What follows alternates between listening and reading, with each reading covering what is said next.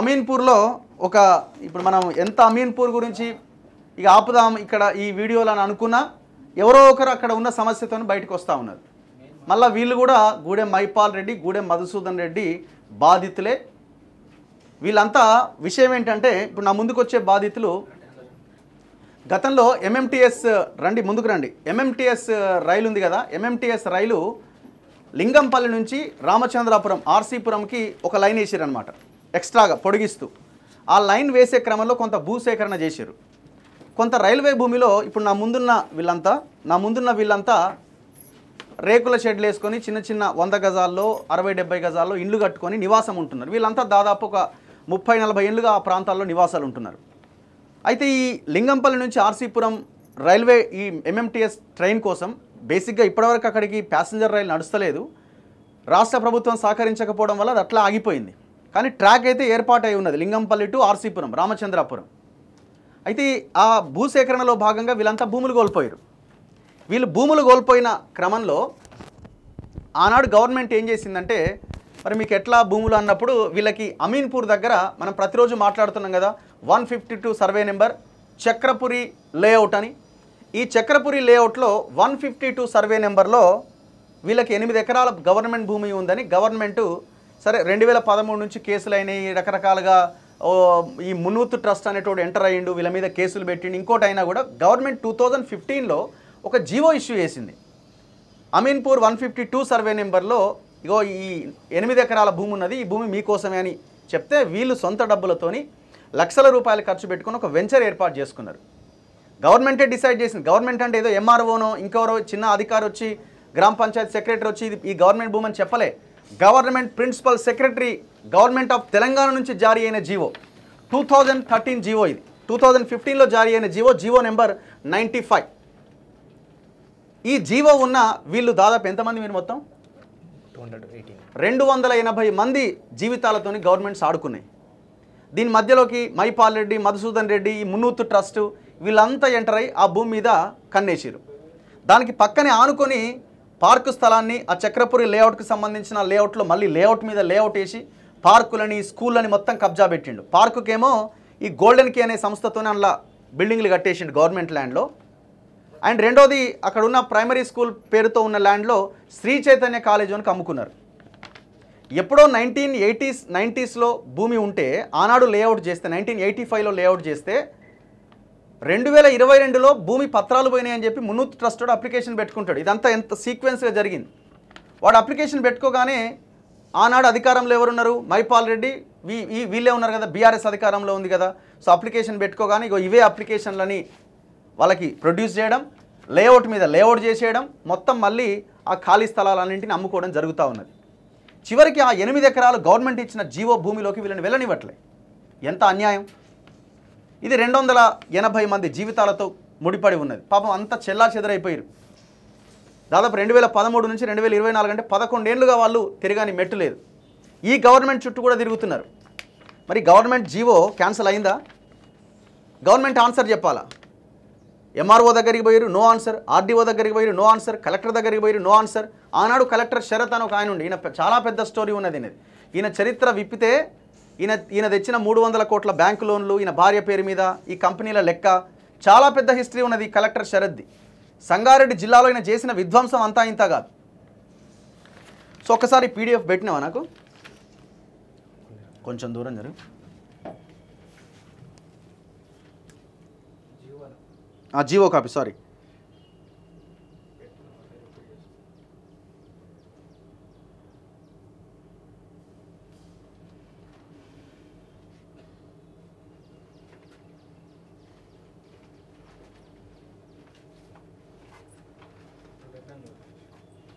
చూస్తున్నా ఒక నిమిషం.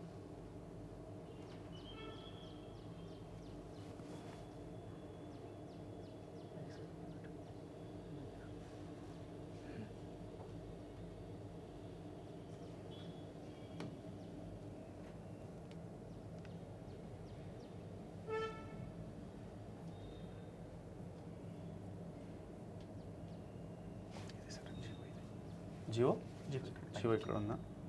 ఇది జియో MS 95 ఇదే సార్. సో ఇది government of Telangana lands Medak district providing alternate house sites to ICRISAT fencing area people who are losing their houses due to the extension of MMTS railway line from Lingampalli to Ramachandrapur in an extent of 1 acre 17 guntas in survey number 151 and an extent of 7 acres 3 guntas in survey number 152. Total enta 151 and 152 కలిపి మొత్తం 8 ఎకరాల 20 గుంటల భూమి of Ameenpur village Patancheru mandal Medak district in relaxation of orders issued in GO MS number 304 304 GO number revenue department date 13/3/2017 orders issued. ఏనాడు issue అయింది ఇది? 2/7/2015 నాడు ఈ జీవో కాపీ వచ్చింది. అంటే దాని ప్రకారంగా ఈ జీవో రిలీజ్ చేసిరు కదా. 95 అన్న జీవోని రిలీజ్ చేసిరు. ఏది? ఆర్డర్స్ ప్రకారంగా GO MS 304 revenue department order ప్రకారంగా ఈ 95 జీవోని ఇష్యూ చేసిరు. ఎప్పుడు? 2015 7వ నెల జూలై 2వ తేదీ నాడున. ఇందులో చాలా క్లియర్గా ఉన్నది ఎక్కడెక్కడ భూమి ఉన్నది, ఎంత ఎక్స్టెంట్ ఉన్నది, వీళ్ళు ఎన్నేళ్ళ నుంచి ఉన్నారు. ఇక వీళ్ళు చూడండి. Whereas in the reference second read above, the district collector Medak informed that certain families hailing from different parts of the country, including the families from Ramachandrapur village, have been living in the colony named as Bombay Colony and pettukunnaru vallu. So Bombay Colony and pettukunnaru since last 30 years by constructing houses by erecting tin sheds వేసుకొని రేకుల ఇండ్లు వేసుకొని వాళ్ళు నివాసం ఉంటున్నారు 30 ఏళ్ళుగా. ఇది నేను చెప్పట్లే, గవర్నమెంట్ జీవో కాపీలో ఉంది. But due to extension of the MMTS facility up to Ramachandrapur Ikrisat Junction, 218 families of Bombay Colony are going to lose their houses. Out of 218 affected families, only 19 families belong to Ramachandrapur village and remaining 199 families came from different parts of the country in search of livelihood. Long back has this area has developed as industrial zone. So రకరకాల areas నుంచి అక్కడికి వచ్చి నివాసం ఉంటున్నారు. Local వాళ్ళు ఉన్నారు, ఈ స్టేట్లో ఉన్న మిగతా ఏరియాల వాళ్ళు కూడా ఉన్నారు. వీళ్ళంతా కూడా బాంబేలో ఉండేనా గతంలో? సో అక్కడి నుంచి బతుకొచ్చిన వాళ్ళు, లోకల్గా ఉన్న వాళ్ళు చాలామంది ఉన్నారు. మరి జీవో కాపీకి అర్థమైంది. నెమ్మదిగా ఏమైపోయిందంటే ఇందులో ఈ మున్నూతు ట్రస్ట్ని పెంచి పోషించి వాళ్ళ దగ్గర నుంచి భూములన్నింటినీ లేఅవుట్ల మీద లేఅవుట్లు చేసిన మహిపాల్ రెడ్డి, మధుసూదన్ రెడ్డి వీళ్ళంతా కలిసి వీళ్ళ నోట్లో మట్టి కొట్టిరు. ఇప్పుడున్న ఈ 8 acres 20 గుంట ల్యాండ్ ఏంటంటే సేఫ్గానే ఉన్నది, కానీ వీళ్ళని బోనిస్తలేరు. ఫెన్సింగ్లు కొట్టేసిరు, వీళ్ళు చేసుకున్న వెంచర్ నాగం చేసిరు, వీళ్ళు నా భూమిలోకి బోనిస్తున్నారు. నా పాయింట్ ఒకటే, గవర్నమెంట్ జీవో ఇచ్చిన తర్వాత మరి జీవో క్యాన్సిల్ అయిందా? ఈ జీవో ఉన్నదా? ఈ జీవోకి అర్థమైంది. విషయం ఏంటంటే ఇంకా భయంకరమైన విషయము, పట్టా అయిన కాపీ ఏది? ధరణిలో ఉందా? తీసినవా? ఎవరు? అదేనా వీడియో అది? అయితే విషయం ఏంటంటే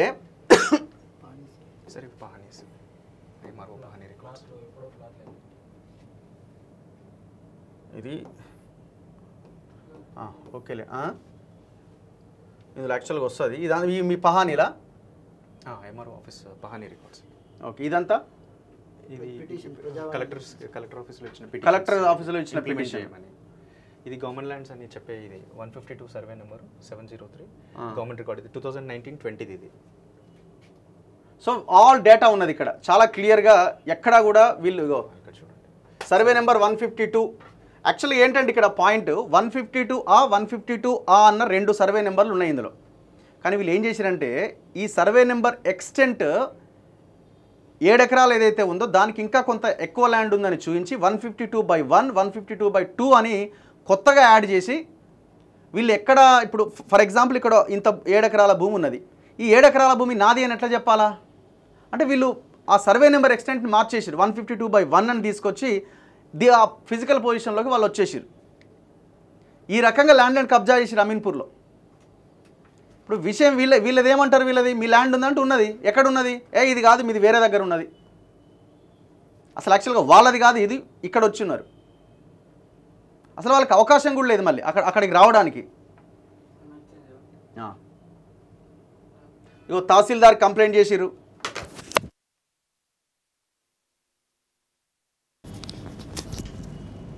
MRO కంప్లైంట్ చేసిర్రు. దాంతోపాటు వీళ్ళు సిసిఎల్ఏ కంప్లైంట్ చేసిరు 2024లో. ఇంకెంతమందికి చేయాలా?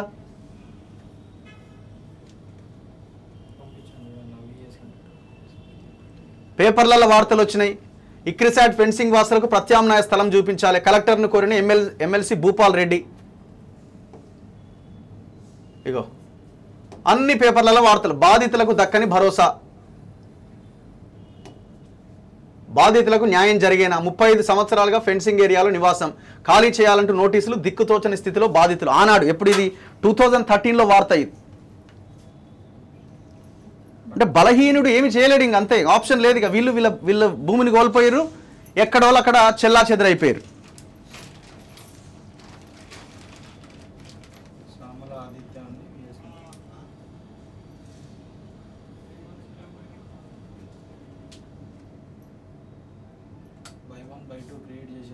అదే కొత్త ఖాతా నెంబర్ ధరణిల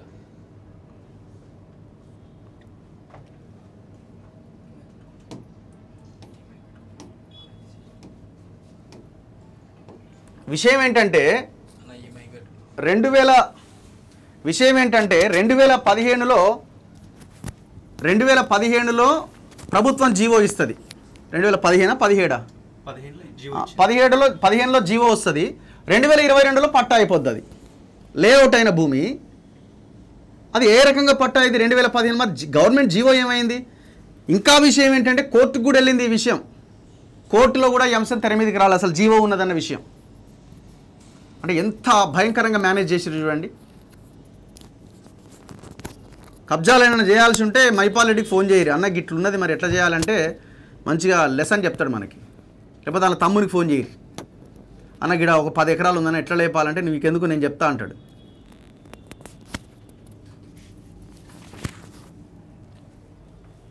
సో ఇది ఒక 152/1 అని ఒక ఫేక్ ఎక్స్ట్రా ఇది క్రియేట్ చేసి విఎస్ ఎంటర్ప్రైజెస్ పేరు మీద రిజిస్ట్రేషన్ చేసి పడేసారు. రిజిస్ట్రేషన్ అయిపోయింది ధరణిలో. మరి గవర్నమెంట్ ఇచ్చిన జీవో సంగతి ఏంది? ఈయన గోల్డెన్ కీ కడతా ఈయన పేరు ఏందో ఉండేగా, వీళ్ళదేనా?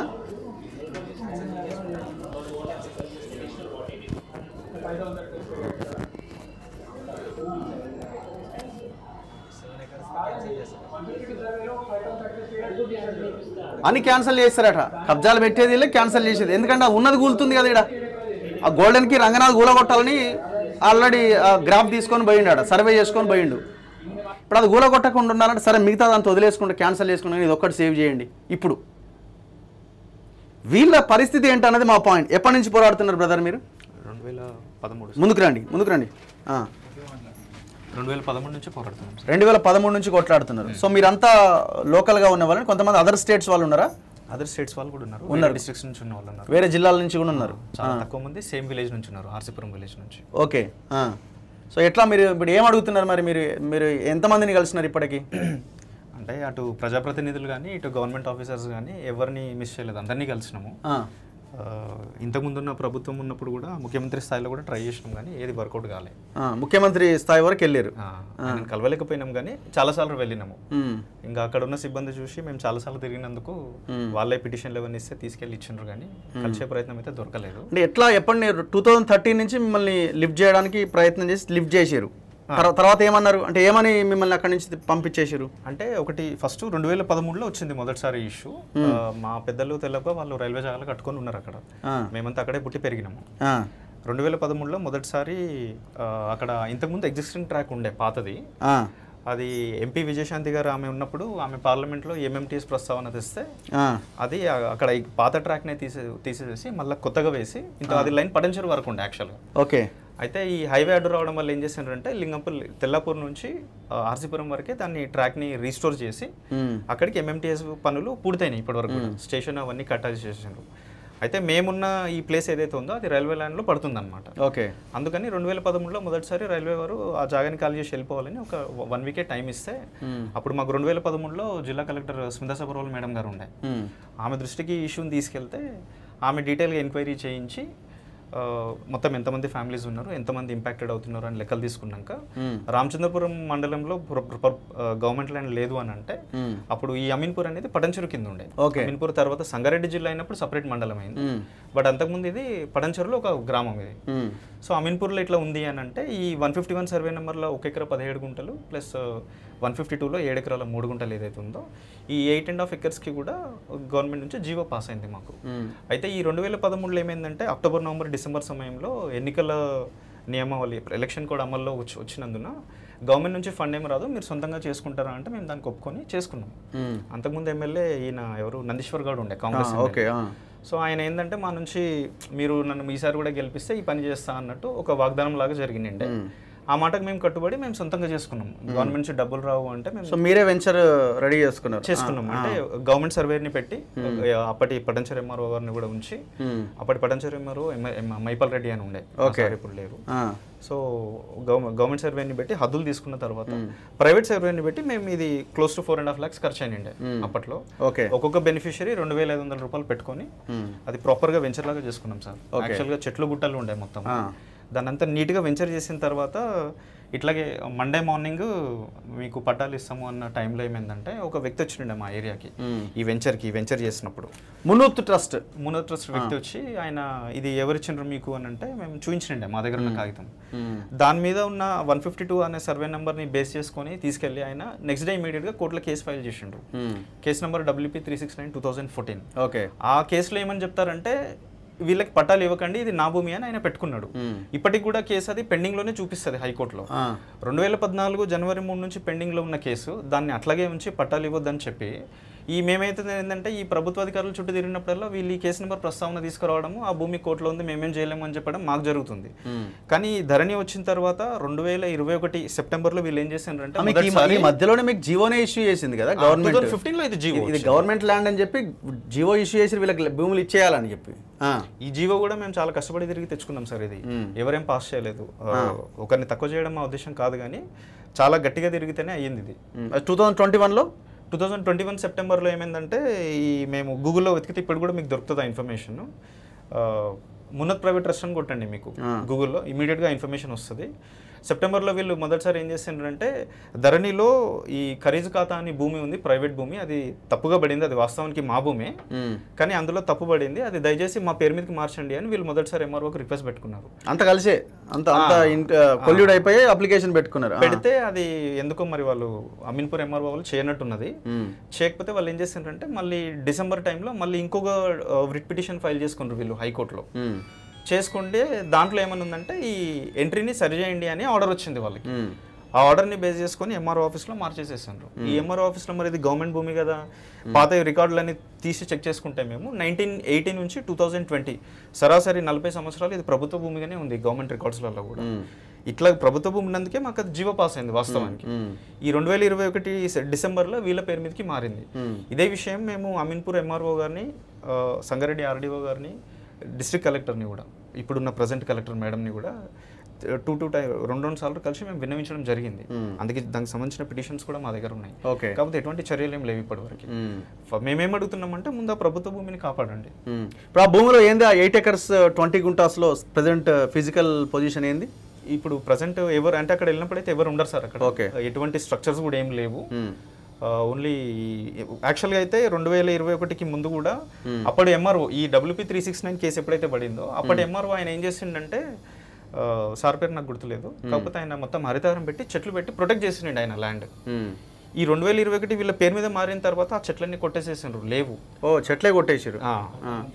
ల్యాండ్ మొత్తము నేలమట్టం అయిపోయింది, అంతా క్లీన్గా అయిపోయింది ల్యాండ్. ఇప్పటికైతే ఖాళీగానే కనిపిస్తుంది. 152/A ఉంది, 152/1 ఉంది, 152/2 ఉంది, మొత్తం 19 acres ఏదో చూపిస్తున్నారు. అసలు యాక్చువల్ ఎక్స్టెంట్ ఎంత 152? సార్ ఇది యాక్చువల్గా అమీన్పూర్ ఎంఆర్ఓ రికార్డ్స్ ప్రకారం చెక్ చేసుకుంటే 152 సర్వే నెంబరు పూర్తి విస్తీర్ణము 12 ఎకరాల 25 గుంటలు. 19 ఎకరాలు గానే కాదు. మరి ధరణిలో 19 ఉన్నట్టుంది. అది దీనికోసం క్రియేట్ చేసినట్టు అనిపిస్తుంది. అంతే. వాస్తవానికి అయితే భూమి లేదు. వాస్తవంగా భూమి 12 ఎకరాలు 25 గుంటలే. అందులో 152 వచ్చేసేసి 5 ఎకరాలు 22 గుంటలు ఏదైతే ఉందో అది మునత్ ప్రైవేట్ ట్రస్ట్ వాళ్ళు 1985లోనే ప్లాట్ లైన్ రాసి ఉంది రికార్డ్స్ లో. దాని మీద కూడా అభ్యంతరం ఏం లేదు. ఈ 152/2 ఏదైతే ఉంటుందో అది 7 ఎకరాల 3 గుంటలు ప్రభుత్వ భూమి, ఖరీదు ఖాతా అని రాసి ఉంటుంది రికార్డ్స్లో. సో ఈ భూమిని వీళ్ళు ఏం చేస్తుంటారంటే ధరణిలో మళ్ళీ 152 అని ఇంకొక నోషనల్ నెంబర్ వేసుకొని అది అంటే మనకి ఎట్లా కనిపిస్తుంది అంటే 5 ఎకరాలు వాళ్ళది ఆల్రెడీ ఉంది, 7 ఎకరాల 3 గుంటలు ప్రభుత్వ భూమి అనే చూపిస్తుంది, మళ్ళీ 7 ఎకరాల 3 గుంటలు మీకు ఈ మూనత్ వల్ల చూపిస్తుంది. ఇప్పుడు అది పెట్టి మీ ల్యాండ్లోకి ఎంటర్ అవుతున్నారు. ఆడ ల్యాండ్ లేదు, ఉన్నది 7 ఎకరాల 3 గుంటలు ఒకటే భూమి, కాకపోతే ధరణిలో రెండు రకాలుగా చూపిస్తుంది. చూసిన వాళ్ళకి ఏమనిపిస్తుంది అంటే వాళ్ళ భూమి వాళ్ళ మైపాలరెడ్డి కలిసినప్పుడు ఏమన్నాడు ఆయన? ఏమనేది మైపాలరెడ్డి కలిస్తే అంటే ఒకసారి మాకు సాయం చేయమని అడిగినాము, ఇంకా డబుల్ బెడ్రూమ్ ఇస్తామన్నారు. ఇక అది ఎందుకు ముందు పడలేదు మాకు కూడా ఐడియా లేదు సార్. సో ఇప్పుడు ఆ గవర్నమెంట్ భూమి చాలా ప్లెయిన్గా ఉన్నది, ఏ కన్స్ట్రక్షన్స్ అయితే లేవు, గోల్డెన్కి పక్కనే ఉంటుందా ఆనుకొని చెరువు పైన భూమి. సో ఇమీడియట్గా ఈ బాధితులు ఎవరైతే ఉన్నారో ఈ జీవో నెంబర్ 95ని ఇమీడియట్గా అమలు చేయండి. సో మీరు కూడా ఫర్దర్గా మీరు ఏ రకంగా మీ సేవలో అప్లై చేసుకోవాలో ఆ ప్రొసీజర్ అంతా మీరు ఫాలో అవ్వండి. Okay yeah. సో మీరే మీద ఉందా మళ్ళీ ఇల్లు అక్కడ? మీరు అక్కడ ఎన్ని గజాల్లో ఉండే మీది ఇల్లు? పర్లేదు, ఎన్ని గజాల్లో ఉండి పట్టుకోండి. జస్ట్ 150 స్క్వేర్ యార్డ్స్లో మీ ఇల్లు ఉండే. సో మీరు ఇప్పుడు ఎక్కడ ఉంటున్నారు? ఇప్పుడు అక్కడనే పక్కన వీధిలో పక్కన కాలనీలో రెంట్కుంటున్నారు. సో మరి ఇన్నేళ్ళ నుంచి తిరుగుతున్నారు, వస్తుందన్న నమ్మకం కలుగుతున్నదా ఏమైనా? అంటే ఇన్ని రోజులుగా నమ్మకంతోనే తిరిగాము, తిరగని మెట్టలేదు, ఎక్కని మెట్టలేదు. వెళ్ళిన ప్రతి దగ్గర ఏదో ఒక దేవుడు కనిపిస్తాడు. మేము ప్రభుత్వ ఆఫీసులోకి వెళ్తున్నామని కాదు, కానీ ఏదో గుడికి వెళ్తున్నాం, ఏదో దేవుడు తగులుతాడా అన్న ఉద్దేశంలోనే వెళ్ళిన మమ్మల్ని ఎవరన్నా కరుణించి ఇట్లాంటి సిచ్యువేషన్ నుంచి లేపుతారు వాళ్ళే దేవుళ్ళు. వెళ్ళిన ప్రతి దగ్గర మేము మనిషిని చూడలే, దేవుడే అనుకున్నాం, కానీ ఎక్కడ కూడా మాకు చెల్లించలేదు. మాకు ఎప్పుడు ఆన్సర్ దొరకలేదు ఇప్పటి వరకు కూడా. ఫైనల్గా మిమ్మల్ని సంప్రదించాం. దీని ద్వారా ప్రభుత్వానికి మా బాధ, మా ఘోష, మా కన్నీళ్ళు, మా ఆవేదన అంతా, మా కష్టం అంతా వాళ్ళ దాకా చేరి స్పందించి పాత గవర్నమెంట్ ఏదైతే 10 years మేము బాధపడ్డామో కొత్తది వచ్చింది, ఏదైనా కొత్తదనం చూస్తామేమో కొత్త ప్రభుత్వం నుంచి అని చిన్న ఫైనల్ ఆశ. ఇది ఫైనల్ అని కూడా అనము, చివరి శ్వాస. మేము చచ్చిపోయేదాకా అది మాకు చివరి పోరాటమే అనుకుంటూనే ఉంటాము. ఆ పోరాటంలో ఎక్కడ మాకు న్యాయం జరుగుతుందో అది మాకు అర్థం అవ్వట్లేదు. 2018 మందిలో కొంతమంది వేరే స్టేట్ ఉన్నారో వాళ్ళకి వెళ్ళిపోయి ఉంటారు కదా, అక్కడ వాళ్ళ ఏరియాకి వాళ్ళు వెళ్ళిపోయి ఉంటారు కొంతమంది. అంత ఎక్కడ వెళ్ళలేదు, అక్కడ అంతా అమ్ముకొని ఇక్కడ కొనుక్కున్నారు. అక్కడ ఊర్లలో వాళ్ళు ఉండలేరు కాబట్టి అక్కడ అంతా అమ్ముకొని ఇక్కడికి వచ్చి ఉన్నారు. ఈ నీడ కూడా నిల్వ నీడ కూడా కోల్పోవడంతో అంతా రెంట్లలోకి ఉండి ఇండ్లలో పని చేయడం, కూరగాయలు అమ్మడం, ఏవో ఒక చిన్న ఇక స్లమ్ ఏరియా కాబట్టి అంత ప్రొఫెషనల్ వాళ్ళు పని చేసుకుంటూ వాళ్ళ పిల్లలని పోషించుకుంటూ ఉండడానికే సరిపోతుంది జీవితం. అందరూ దాదాపు 70% తెలంగాణ వాళ్ళే ఉంటారు. మీరు అక్కడ ఎన్నేళ్ళ నుంచి ఉన్నారు? దాదాపు 40 years. 40 years నుంచి ఉన్నారు. మీది రేకుల షెడ్ ఉండేనా? రేకుల షెడ్ సార్. మరి ఇప్పుడు ఎక్కడ ఉంటున్నారు? ఇప్పుడు రెంట్కుంటున్నాం సార్. రెంట్కుంటున్నారు. మీరు ఏం చేస్తారు? మామూలుగా వేరే పని చేసుకుంటారు. ఉంటారు. ఎట్లా ఎన్ని తిరుగుతారు? ఎట్లా ఆశతో ఉన్నాను సార్. అది మా ఇల్లు కూలిగొట్టినప్పుడు ఏం చెప్పారంటే తప్పకుండా మీకు ఏదో ఒక సహాయం చేస్తాము, హరీష్ రావు గారు వచ్చి చెప్పారనమాట. తప్పకుండా మీకు హెల్ప్ చేస్తామని చెప్పారు. ఎన్నోసార్లు మీటింగ్స్ పెట్టి కూడా చెప్పారు, మీకు 218 మందికి తప్పకుండా నేను హెల్ప్ చేస్తానని చెప్పారు. ఆ ఆశ మీద బట్టి ఈ 95 జీవన్ కొద్దిగా మేము పట్టించుకోకపోయినాం అనమాట. ఇప్పుడు అది పోయేసింది, ఇది పోయేసింది సార్. ప్రతి ఎవరి దగ్గరికి అంటే హరీష్ రావు దగ్గర పోయినాము, తర్వాత ఎమ్మెల్యే దగ్గర, ప్రతి వారి దగ్గర పోయినాము సార్. తిరిగిన చూడంటూ లేదు మాకు. ఉందా ఏమన్నా క్యాన్సిల్ చేసిరా? ఉందా GO still live? So live అంటే మీరు అది గవర్నమెంట్ ల్యాండ్ అని వాళ్ళు అఫీషియల్ గవర్నమెంట్ చెప్తున్నట్టే, అది మీకు ఇచ్చినట్టే కూడా.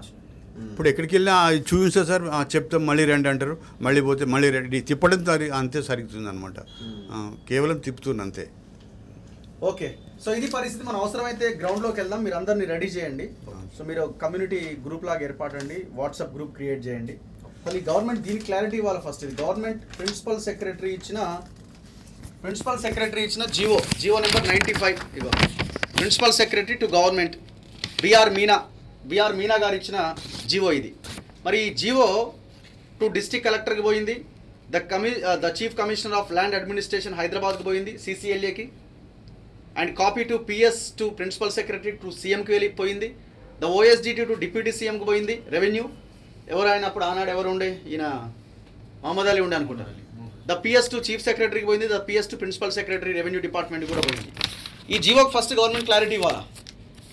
ఆ 8 ఎకరాల భూమిని సేవ్ చేయండి, ఆ 8 ఎకరాల భూమిని పేదలకు ఇవ్వండి తక్షణమే. రంగనాథ్ గారు దయచేసి మీరు కూడా ఆయన దగ్గరికి వెళ్ళండి. వెళ్ళిరా? హైడ్రా కంప్లైంట్ ఇచ్చారు, ఏమన్నారు మరి?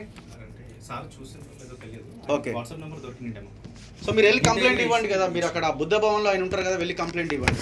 సో ల్యాండ్ సేవ్ అవుతుంది. ఫస్ట్ అది కన్స్ట్రక్షన్ జరగకుండా ఉండాలి కదా. సో ఇప్పుడన్నా వీళ్ళకి న్యాయం జరగాల్సిన అవసరం ఉన్నది. రేవంత్ రెడ్డి గారు తక్షణం ఈ 218 మంది ఈ పేద ప్రజలని ఆదుకోండి.